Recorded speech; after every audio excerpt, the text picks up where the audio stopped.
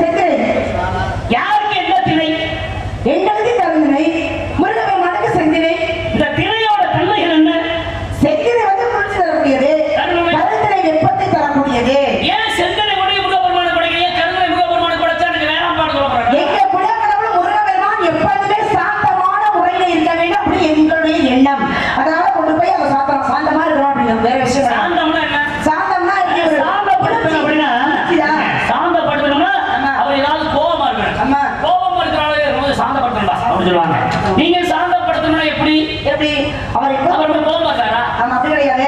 எங்க இருக்காரு எல்லாருமே நடைமுறை சொல்லுமே, ஒரு குடும்பத்துல கணவன் மனைவி இருப்பாங்க. கணவன் என்ன பண்ணுவாரு, வெளியில போயிட்டு வருவாரு. 1000 எத்தனையோ பிரச்சனைகளா இருக்கும். இது வரும்பொழுது மனைவி என்ன செய்யணுமா, அதுக்கு ஏற்க மாறா கணவன் பேசாம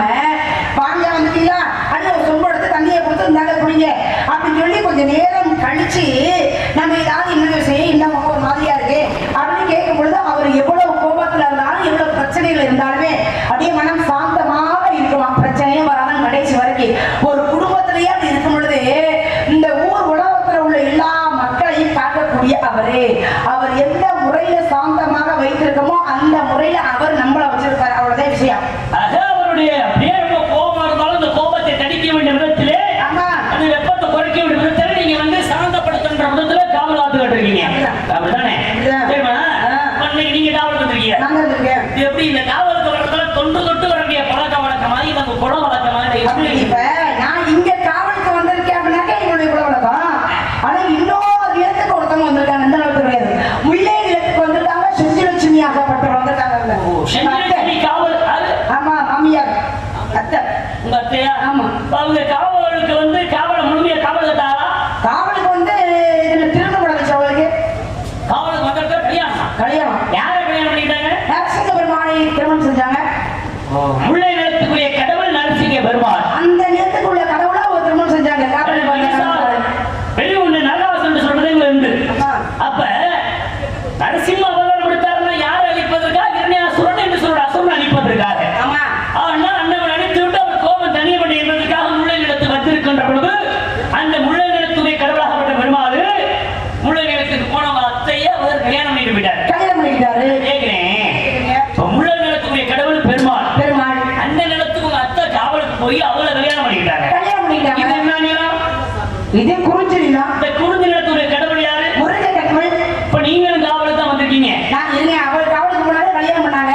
அவங்க காவலுக்கு வந்து இந்த நிலத்துடைய கடவுளாகப்பட்ட கந்தனை முகப்பெருமானை படையப்பா எதுவும் கல்யாணம் பண்ணிக்கிற நிலத்துல நான் காவலுக்கு மட்டும் வந்திருக்கேன்.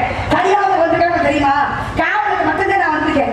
நீங்க எப்படி சொல்லலாம்? சந்தேகத்துல உங்க குடும்பத்துல உங்களுக்கு என்ன சந்தேகம்? குடும்பத்துல எல்லாமே இருந்தா நானும் கல்யாணம் பண்ணத்தே வந்திருக்கேன் அர்த்தமா? இந்த மாதிரி எண்ணங்கள் இருக்குதா? அப்படி இருக்குன்னா அந்த எண்ணங்களும் கிடையாது. நான் காவலுக்கு மட்டும்தான் வந்திருக்கேன். அப்படிங்களா? இப்ப இந்த பொண்ணையும் முகப்பெருமானத்தை படைக்க போறீங்க. படைக்கணும். எப்படி படைப்பீங்க? எப்படி படைக்கணும்? பத்தனை கதிர் வளர்ந்து கிடக்குது. என்ன செய்வீங்க? என்ன செய்யணும்?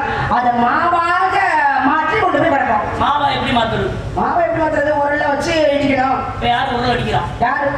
இப்ப யாரும் கிடையாது. அப்பெல்லாம் உரல்ல வச்சுதான் இடிப்பாங்க. யாரு இடிக்கிறாங்க? நான் இடிச்சிட்டு போறேன். பழமை அதே உடம்புக்கு ஆரோக்கியம், மனதுக்கு ஆரோக்கியம். எல்லா விஷயமும் இருந்தது. ஆமா. ஒரு நெல்லு மேற்காட்டுல அறுத்துக்கானா அதை அவிச்சு காய போட்டு அதை அரிசி ஆக்கணும்னா உரல்ல போட்டு உரல்ல ரெண்டு உலகைய போட்டு இடிச்சுட்டு கிடந்தாங்க. இன்னைக்கு அதெல்லாம் மறந்துருச்சு. அம்மி கல்லில கிராமப்புறங்கள்ல ஒரு சில கிராமங்கள் அது இருக்கு. ஆனா சில பகுதியில் அது கிடையாது. இதெல்லாம் எதுக்கு வச்சிருக்காங்க? என்னன்னே தெரியாம அம்மியில அரைச்சமான நல்ல ரத்தோட்டம் ஓடும். கைக்கு நல்ல வேலை உண்டு. யாரு அம்மியில அரைக்கிறாங்க? புற்றுநோய் வராது. இழுத்து அரைக்கும் பொழுது இப்பெல்லாம் அம்மியை பார்க்கவே இல்லை. அம்மியில அரைச்சு ரசம் வச்சாலும் சரி, இல்ல சாம்பார் வச்சாலும் சரி, எது வச்சாலும் அந்த தெருவே மனமாக்கு. வீட்டுக்கு போன மனக்குது இல்ல. நீங்க வைக்கிற குழம்பு சாம்பார் சீக்கிரம் இருக்குங்க. ஆனா நீங்க இந்த சிறப்பான ஒரு காவல் இடத்துல வந்திருக்கீங்க. முருகப்பெருமாள் கூட படைக்கணும் இடத்துல வந்திருக்கீங்க. மும்மூர்த்திகள் அப்படின்னா யார் யாரு? பிரம்மன், மகாவிஷ்ணு, சிவபெருமான். சிவபெருமான், பிரம்மா, மகாவிஷ்ணு. ஆமா. மூவர் தான் மும்மூர்த்திகள். மும்மூர்த்திகள்ல சிவபெருமானுக்கு பூலோகத்துல ஆலயங்கள் உண்டு. ஆனா உருவ வழிபாடு உண்டு. உருவ வழிபாடு கிடையாது. லிங்க வடிவத்தில் காட்சி இருக்கின்றார்.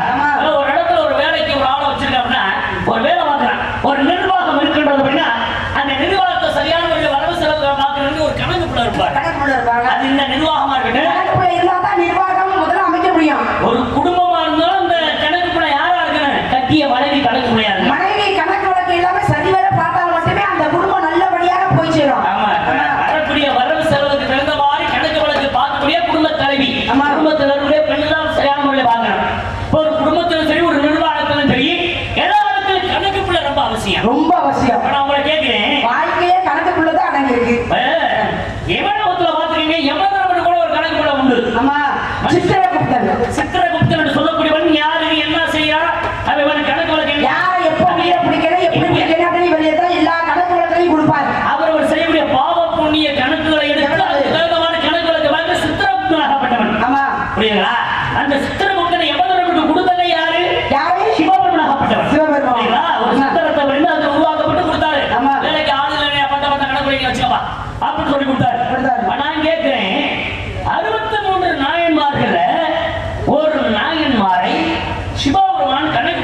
இருக்காரு. அது சிவன் கோவில்ல பூரா அவர் இருக்காரு. புரியுதா? அவர் யாரு, எதுக்காக அவர் கணக்குள்ள வச்சிருக்காரு, அவர் என்ன கணக்கு வந்து பார்த்துக்கிட்டு இருக்காரு அப்படிங்கிற கணக்கு நீங்க சொல்லிட்டீங்கன்னா நான் இங்க வந்ததுக்கான கணக்கை நான் சொல்லுவேன். உலகத்துல தானத்துல சிறந்த தானம் அன்னதானம், கண்டானம், இது ரெண்டுமே ரொம்ப அவசியம். உலகத்துல எத்தனையோ வந்து சிவனடியார்களை பத்தி பேசுறீங்களா? இந்த சிவனுடைய அடியார்கள் 63 பேருமே சிவன் என்ன பண்றாரு, ஒவ்வொருத்தரையும் ஒவ்வொரு விதமாக சோதிச்சு அதுக்கப்புறம் தான் சிவனடியாராக ஏற்றுட்டாரு. அப்ப அவங்களே என்ன பண்ணாங்க, ஒவ்வொருத்தரையும் தானமாக கொடுத்தாங்க. ஒவ்வொருத்தரும் கண்ணை கொடுத்தாரு, தன் கட்டிய மனைவியை கொடுத்தாங்க, ஒருத்தவங்க தன் பிள்ளைய கடையாக சமைச்சு ஒருத்தர் கொடுத்தாரு. அப்ப இப்படிதான் ஒரு தானம் இருக்கு. இதெல்லாம் இருக்கும் பொழுது செருப்பை எங்கேயாவது தானமாக கொடுக்க முடியுமா? கேள்விப்பட்டிருக்கே மாட்டீங்க. உங்களுக்கே கொஞ்சம் குழப்பமா தான் இருக்கும். செருப்பை எங்கேயாவது தானமாக கொடுக்க முடியுமா? ஆனா செருப்பு ஒரு இடத்தில் தானமாக கொடுக்கப்பட்டது. எங்க அப்படின்னு இந்த கணக்கு நான் சொல்றேன், என்னோட கணக்கை நீங்க சொல்லுங்க, அதுக்கப்புறம் என்ன கணக்கு போடலாம் அப்படின்னு பார்க்கலாம். சரிங்களா? நீங்க அழகா சொன்னீங்க. 63 நாயன்மார்கள். சிவனுடைய கணக்கு பிள்ளை யார் அப்படின்னு பார்க்க போனா சண்டிகேஸ்வரர். அவர் தான் அவர் கணக்கு பிள்ளை. ஏன் இத்தனை பேர் இருக்கும்போது அவரை மட்டும் கொண்டு போய் வச்சாங்க? நான் சொன்னது போலவே எல்லாருக்குமே ஒவ்வொரு தன்மை, ஒவ்வொரு சிறப்பு, ஒவ்வொரு விதமாக வந்து சிவன் அடியாராக வந்து சேர்ந்தாங்க. ஆனா இவர் மட்டும் பாருங்க, கரையோரமா நடந்து போய்கிட்டு இருக்காரு. நடந்து போகும்போது பசுக்களை எல்லாம் ஒருத்தர் மேய்ச்சிக்கிட்டு இருக்கான். மேய்ச்சிக்கிட்டு இருக்கும்போது ஒரு குழந்தை வருது. அந்த குழந்தை அந்த பசுவாகப்பட்டது அப்படியே போய் முட்டை போகுது. அப்பதான் பாக்குறான், அந்த பசுவை மேய்த்து கொண்டிருக்கும் என்ன பண்றான், ஒரு தடியை எடுத்து வேகமாக அடிக்கிறான் அந்த பசுவை. அப்ப யாரு, இவர் கரையோரமாக நடந்து போய்கிட்டு ஒரு பாக்குறாரு. இவர் பார்த்துட்டு போய் கேட்கிறாரு, ஒரு பசுவை அடித்தால் என்ன நேரிடும், என்னென்ன பாவங்கள் வந்து சேரும் அப்படின்னு எல்லா விஷயங்களையும் சொல்றாரு. சொல்லிட்டு ஒரு சாதாரணப்பட்டவர் கிடையாது. இதிகாசம், புராணங்கள் எல்லாமே, சாஸ்திரங்கள் எல்லாமே கற்று தெரிந்தவர். சிறு வயதிலேயே அஷ்டமச்சுக்கள் எல்லாத்தையுமே உணர்ந்தவர். அப்பேற்பட்டவர், நீ மாடு மேய்க்க கூட லாய்க்கு இல்லடா, அந்த வேலை உனக்கு தேவையில்லை, அப்ப இன்றையிலிருந்து நானே மாடு மேய்க்கிறேன் மேய்ச்சாராம். அவன் மேய்க்கும் பொழுது அனுதினமும் என்ன பண்ணுவான், அந்த மாடு இல்லை அந்த பசுலாம் எப்படாவது ஒரு வருவாரு, எப்ப நம்ம மாடு மேய்க்க கூட்டிட்டு போவாரு அப்படின்னு காத்துக்கிட்டு ரொம்ப ஆசையோட இருக்கலாம். அப்படி தினமும் நடந்துகிட்டு இருக்கு. அப்ப ஒரு நாள் பாருங்க, ஒவ்வொரு நாளும் ஒரு பசுமாடு, ஏதாவது ஒரு மாடு பால் கறக்காது. அப்ப வீட்டுல பண்ணையர் முதலாளி வாங்குறாரு, என்னடா தினமும் மாடு போகுது, போயிட்டு வரும் பொழுது எந்த ஒரு 2 மாடு ஒரு மாடு எப்பொழுதுமே பால் கறக்க மாட்டேங்குது, என்ன காரணம் அப்படின்னு கேட்கும் பொழுதுதான் யார் மாடு மேய்க்கிறார் பத்திக்கிறவரு சண்டிகேஸ்வரர் அவருடைய தகப்பனார் போய் பார்க்கிறாரு. சொல்லி போயிட்டு என்னதான் பண்றான் அப்படின்னு பார்ப்போம் அப்படின்னு ஓரமாக ஒளிஞ்சிருந்து பார்க்கிறாரு. என்ன பண்றா, அப்ப என்ன பண்றாரு இவரு, சிவலிங்கம் மண்ணுல சிவலிங்கம் செய்து அந்த பாலை என்ன பண்றாரு, கறந்து அந்த சிவலிங்கத்தின் மேல ஊத்தி வழிபடுறாரு. இவருக்கு சிவலிங்கமா தெரியுது. பார்க்கிறவருடைய தகப்பனுக்கு என்னன்னா மண்ணை குமிச்சு அதுல இந்த பாலெல்லாம் கொண்டு போய் வீணாக்கிட்டு இருக்காரு கொட்டி. அப்படின்னு கோபத்துல என்ன பண்றாரு, ஒரு தடியை கொண்டு வந்து இவர் அடிக்கிறார், வேகமாக அடிக்கிறார். அடிக்கும் பொழுது இவர் எந்த ஒரு அசைவும் கொடுக்கல, எதுவுமே கண்டுக்கவே இல்லை. அப்பவும் அந்த சிவபெருமானுக்கு அந்த மண்ணால செஞ்ச லிங்கத்தின் மேல பாலை ஊத்தி அபிஷேகத்தை செஞ்சுக்கிட்டே இருக்காரு. பார்த்தாரு, இவன் என்ன பண்ணாலும் பேசாம அமைதியா இருக்காரு. கோபத்துல என்ன பண்றாரு, அந்த பால் பாத்திரம் வச்சிருக்காரு இல்லையா, இந்த பால் பாத்திரத்தை எட்டி உதச்சிட்டாரு. இவர் அடிக்கும் பொழுது வராத கோபம் அந்த சிவனுக்காக வைத்திருந்த அந்த பொருளை தட்டி விட்ட உடனே வந்துச்சான் பயங்கரமா கோபம். அப்பதான் நம்முடைய தகப்பன் என்று பாராமல் ஒரு தடியை எடுத்து இது ஆயுதமாக மாற கடவுளே அப்படின்னு சொல்லி விட்டு எரிஞ்சாரா, தன்னுடைய காலே விட்டுச்சான். அப்ப இந்த சிவனுக்காக சிவபெருமானுக்காக தன் தகப்பன் என்று கூட பாராமல் தன் தகப்புடைய காலையே விட்டுறாரு. யாரு, சண்டிகேஸ்வரர். பார்த்தாரு, அப்ப என்னுடைய பொருள்கள் எல்லாத்தையும் பாதுகாப்பதற்கு உனக்கு மட்டும்தான் தகுதி இருக்கு, வாடா அப்படின்னு சொல்லி அவரை கூட்டிட்டு போய் கணக்கு பிள்ளையாக பக்கத்திலேயே உட்கார வச்சாரு. அதனாலதான் சிவன் கோவிலுக்கு போனாங்க.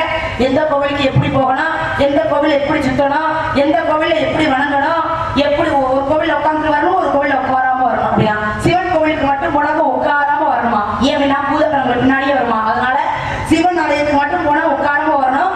வரும் பொழுது சிவன் எல்லாத்தையும் சாமி எல்லாம் கும்பிட்டு கடைசியா இந்த கணக்கு பிள்ளையாக இருக்காரு இல்லையா சண்டிகேஸ்வரர், அவரை வணங்கிட்டு தான் வரணும்.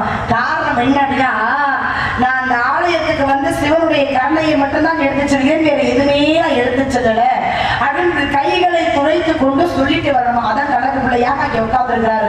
இந்த பொருள் எல்லாத்தையுமே பாதுகாத்த காரணத்தினாலே போதுமா. நம்மளை விட உட்கார்ந்து பாக்குறாங்க. எதிரியாக இருந்தாலும் நாயகத்தை சொல்லுகின்ற பொழுது ஏற்றுக்கொள்வார். முக்கியமான விஷயம். ஆக இன்னைக்கு சண்டிகேஸ்வரர் கோவிலுக்கு போகின்ற பொழுது அவரை சிவன் கோயில போய் எல்லா சாமி கும்பிட்டு வரும்போது கடைசி அவர்கின்ற பொழுது அவர் வணங்கிட்டு வருவாங்க. ஆனா எல்லாரும் செவிட்டு சாமின்னு சொல்லுவாங்க. அவர் செவிட்டு சாமி கையை தொடச்சிட்டு காது கேட்கும். ஆனா கையை தட்டி கட்டக்கூடாது. தட்டிட்டு ஏன்னா எதுப்பா அப்படி தட்டிட்டு வரீங்கன்னா அது செவிட்டு கிடையாது. நீங்க சொல்ற மாதிரி சிவனோட பொருள் நான் எதையும் எடுத்துட்டு போலாப்பா, என் கையை சுத்தமா தான் கொண்டு போறேன்னு தொடச்சிட்டு போனாங்க. ஆனா அதை தொடக்கிறதுக்கு தட்டா இருந்துச்சு எதுவும் இல்லப்பா அப்படின்னு சொல்லிட்டு போற மாதிரி நல்ல ஒரு அற்புதமான விஷயம். ஆக 63 நாயன்மார்களில் சண்டிகேஸ்வரர் என்று சொல்லக்கூடிய தனது கணக்குள்ளாக வைத்துக் கொண்டார் சிவபெருமான். பரவாயில்ல, நீங்க ஒரு கணக்கு பண்ணி தானே வச்சிருக்கீங்க. எல்லாமே கணக்குள்ள தான் இருக்கு. இந்த கணக்கு நல்லா தான் இருக்கு. என்னுடைய கணக்கை நல்லா நான் விவரிச்சிருக்கேன். நான் கேள்வி கேட்டேன், மறந்தீங்களா? நீங்க பெரிய ஒரு மனிதனாகப்பட்டவன் தானம் தருகிற செய்வன் அன்னதானம் செய்யலாம், ரத்த தானம் செய்யலாம், வெண்தானம் செய்யலாம், அப்படியெல்லாம் இருக்கின்றது. செருப்பா போய் யாரா தானம் பண்ணுவா? செய்யவே முடியாது. ஆனா தானம் செஞ்சிருக்காங்க. செய்யவே முடியாது. செருப்பு கொண்டு போய் யாருக்காவது தானம் செய்ய முடியாது. ஆனா செஞ்சிருக்காங்க. அதுக்கு சிறப்பு உண்டு. சொல்லுங்க. சங்கத்துல ஒரு ஆள் தானம் பண்ணாங்க. யாரு? ஆமா, நம்ம தலைவருக்கு மனித செருப்பு தானம் பண்ணியும் இங்க 19 வரைக்கும் சொல்லு. அப்புறம் கெண்டா எப்படி நகை வெள்ளி செயின் நமக்கெல்லாம் அப்படி ஒரு இல்லையா?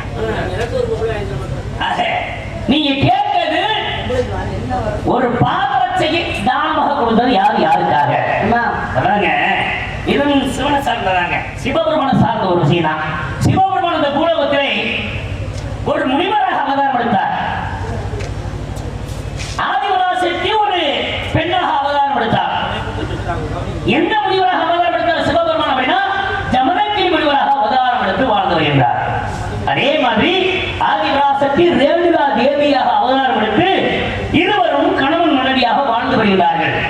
அப்ப ஜமதக்கினி முனிவரும் ரேணுகா தேவியும் முனிவராக வனத்தில் வாழ்ந்து வருகின்ற பொழுது அவருடைய ஆசிரமத்தில் வாழ்ந்து வருகின்ற நேரத்திலே இந்த ஜமதக்கினி முனிவராகப்பட்டவர் என்ன பண்ணுவார் அப்படின்னா தினமும் வீழ் பயிற்சி செய்வார். அதாவது உள்ள எடுத்து அன்பு தொடுப்பார். பிடிச்ச உடனே சாப்பிட்டு விட்டு ஒரு வெளி போல அப்படி அன்பு கொடுக்கிறது. இந்த அன்பு எங்க போய் விழுவுதோ அதை எடுத்தாந்து கொடுக்கிறது இந்த ரேணுகா தேவி அம்மாவோட எடுத்தாந்து கொடுக்குறாங்க. தொடுப்பாரு, அதை எடுத்தாந்து கொடுப்பாங்க. இப்படியே தொடுத்து கொண்டிருக்கின்ற பொழுது உச்சி வெயில் நேரம், வெயில் பயங்கரமான வெயில், இப்ப அடிக்கிறது வாங்குற வெயில் அந்த மாதிரி அப்படி கடுமையான வெயில் அடிக்கூடிய நேரத்துல உச்சி வெயில் நேரத்துல ஒரு அன்பு கொடுக்கிறார். இந்த அம்மா போய் எடுக்க போறாங்க. எடுக்க போனவங்க என்ன பண்றாங்க, அந்த வெயில்ல பயங்கரமான வெயில், தரையில நடந்து போக முடியல, சூடு. அதனால அவங்க என்ன பண்றாங்க, கொஞ்சம் வெயில் தாளமும் போவேன்ட்டு உடனே வர்றாங்க. வெயில் குறைந்ததுக்கு அப்புறம் அந்திசாய் நேரத்துல அந்த அம்பை எடுத்துக்கிட்டு அந்த அம்மா வந்தாங்க. சூடு தாங்க முடியாம. ஆமா, அப்பதான் அவர் கேட்டாரா, ஏமா நான் அம்பு கொடுத்து எவ்வளவு நேரம் ஆச்சு, எவ்வளவு நேரம் ஆகி நீ இப்ப வரிய, எங்க போன, எங்கடி போன அப்படின்னு கேட்கிறா. ஏண்டி நான் எவ்வளவு நேரம் ஆச்சு அம்பு கொடுத்து, நீ இவ்வளவு தாமதமாக என்ன காரணம் அப்ப கேட்கின்ற பொழுது அப்பதான் அந்த அம்மா சொன்னாங்களா, உனக்கு நேரம் காலம் தெரியாதா?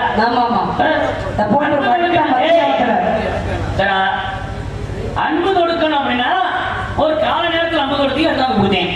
உச்சி வெயில் நேரத்தை உங்களுக்கு நேர காலம் தெரியாம நீங்க விட்டுக்கிட்டு இருப்பீங்க, நான் எடுத்தாந்து கொடுக்க முடியுமா? வேகாத வெயில போய் அன்பு இந்த வெயிலுக்கு நடந்து வர முடியுமா? சூரியன் சுட்டரித்து கொண்டிருக்கின்றான், என்னால நடந்து வர முடியாது, அதனால வெயில் தாளமும் தாமதமா வந்து சொன்ன உடனே அப்பதான் ஜமதக்கினி முனிவருக்கு கோபம் வந்துருச்சு. நீ யாரு? என்னுடைய மனைவி நீ நடந்து வருகின்ற பொழுது பாதம் சுடுகின்றது அப்படின்னா அந்த அளவுக்கு அந்த சூரியன் சுட்டரிக்கிறான், நீ அவனை சும்மா விடுவனா என்று சூரிய பகவான் மீதே கோபப்பட்டு அன்பு கொடுக்க போனான். அப்பதான் சூரிய பகவான் பார்த்தார், ஆஹா ஜமதக்கினி முனிவர் யாருடைய அவதாரம்? சிவனோட அவதாரம்.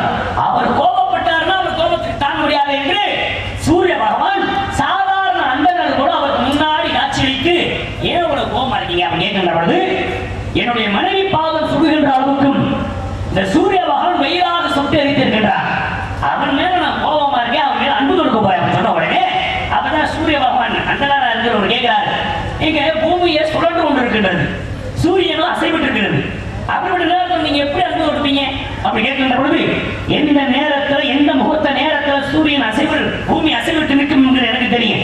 அந்த நேரம் பார்த்து அன்பு கொடுப்பேன் சொன்ன உடனே அண்ணனர் போல் வடிவில் வந்திருந்த சூரிய பகவான் அவருக்கு முன்னாடி நேரடியாக காட்சியளித்தார் சூரியனாகவே. அப்ப சூரியனை கண்ட உடனே சூரியன் மீது இருந்த கோபம் அவருக்கு போயிருச்சு. யாருக்கு? ஜமதக்கினி முனிவருக்கு. அப்பதான் நீங்க ஏன் கோபப்படுறீங்க? உங்களுடைய மனைவி பாதம் சுட்டதுனால உங்களுக்கு கோபம். இப்ப பாதம் சுடாத அளவிற்கும் வெயில ரொம்ப வாடாத அளவுக்கும் 2 வருடம் உங்களுக்கு தானமா தரேன் அப்படின்ட்டு சூரிய பகவான் என்ன பண்றாரு?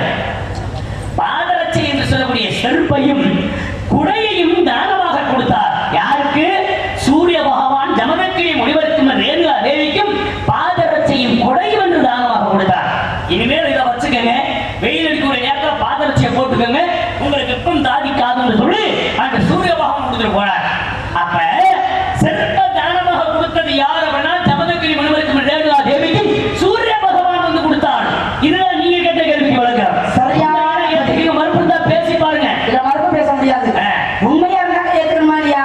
நீங்க தவறு சொன்னாக்க மறுத்து பேசலாம். நீங்க சொன்னது உண்மை. ஏத்துக்கிறேன். நீங்க வந்த காரணம் சொல்லுங்க. நான் என்ன கணக்கோட வந்திருக்கேன் அப்படின்னா என்ன கணக்கு? நீங்க வந்து பருவத்தோட வந்திருக்கீங்க. ஆமா, பருவத்தோட நீங்க இப்படி வந்தது எனக்கு ரொம்ப வருத்தமா இருக்கு. உங்களுக்கு என்ன வருத்தமா இருக்குன்னு கேக்குறேன். எல்லாத்துக்கும் வருத்தப்படுறேன். ஏன் வருத்தமா இருக்கு? அதுக்காக நீங்க இப்படி எனக்கு வருத்தமா இருக்குமா? இல்ல, நான் எப்படின்னா உங்களுக்கு கேட்டா உங்களுக்கு ஏன் வருத்தம்? பருவத்தில் பயிர் செய், காற்றுள்ள வந்து கூட்டி கதவுல வந்து கதவை இல்லைன்னா கதவுல பாதுகாப்பு ஏதாவது பண்ணணும். திரை போடணும். போடுங்க. திரையும் என்ன பண்றான்? இல்ல, நம்ம சும்மா திறந்து வச்சிருக்க கூடாது. ஏதாவது ஒரு பாதுகாப்போட இருக்கணும். அப்படி கிடையாதுமா. மனக்கதவை பக்கமா சாத்திட்டு திறந்து கிடந்தாலும் யாருக்கும் பாதிப்பு கிடையாது. ஆமா, வாசல் கதவை விட மனக்கதவு ரொம்ப அவசியமானது. மனக்கதவை நீங்க சாத்தி வச்சிருக்கீங்க. மனக்கதவை திறக்க வைக்க நான் வந்திருக்கேன். ஏன் நீங்க எந்த பக்கம் போறீங்க? பருவத்தோட இருக்கிற உனக்கு ஒரு பதிய பார்த்து வந்திருக்கேன். மாப்பிள்ளை, மாப்பிள்ளையா? புருஷன், மணவாளன், இருங்க. கணவன். மாப்பிள்ளை, புருஷன், மணவாளன், கணவன் எனக்கு தேவையா கிடையாது கேட்கணும். ஆனா நான் தாமா பார்த்து வந்திருக்கேன். என்னக்கா உனக்கு அழகா இருப்பாரா? பாத்தியா? யாருக்கு இல்ல, நான் மட்டும் இப்படியே பார்க்க போறேன். அழகா இருப்பா. இல்ல, ரஞ்சித், நான் மட்டும் என்ன இப்படியே பார்க்க போறேன் கல்யாணமே பண்ணாம. ஆமா. நம்ம யாரையாவது கல்யாணம் பண்ணி பிள்ளை உங்க பாட்டுக்கு இருந்த அப்படிதானே. அதான் அழகா இருப்பாரான்னு கேட்டேன். அழகா இருப்பார் மாப்பிள்ளை. சரியா? எப்படிப்பட்ட மாப்பிள்ளை தெரியுமா? மாப்பிள்ளை பேர சொல்லுங்க. ஒழுங்கா பார்த்து பண்ண மாப்பிள்ளை. சாதாரண மாப்பிள்ளை இருக்க முடியுமா? தான் கட்டுவேன். குடிக்கிறாடி குடிக்க வைப்பேன். பிடிக்க முடியல. அராஜகமா? இல்லம்மா, பிடிக்கலாம் ஓடி அவருடைய போயிடலாம். அருமை பெருமைகளை எடுத்து சொல்லி குடிக்க வைப்பேன். அப்படி எப்படியே எடுத்து சொல்றேன் பாப்பா, சொல்லுங்க.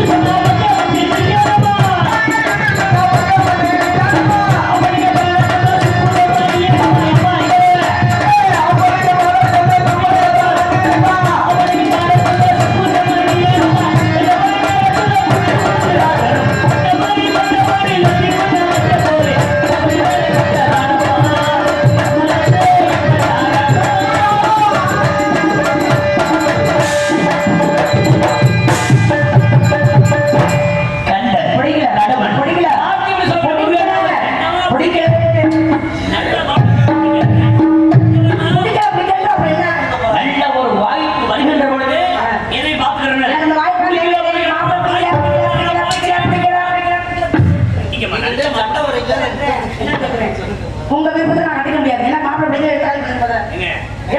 மாப்பிள்ளை என்ன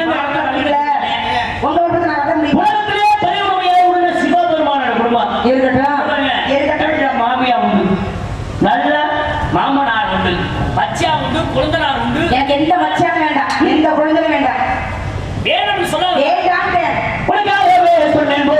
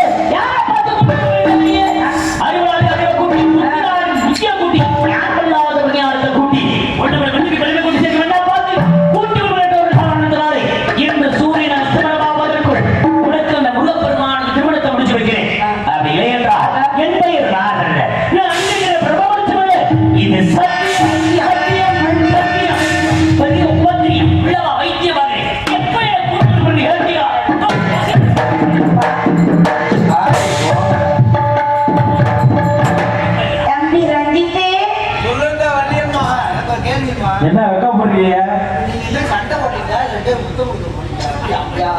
ஆனா இந்த மாதிரி விஷயங்களும் நல்லா பார்ப்பேன்.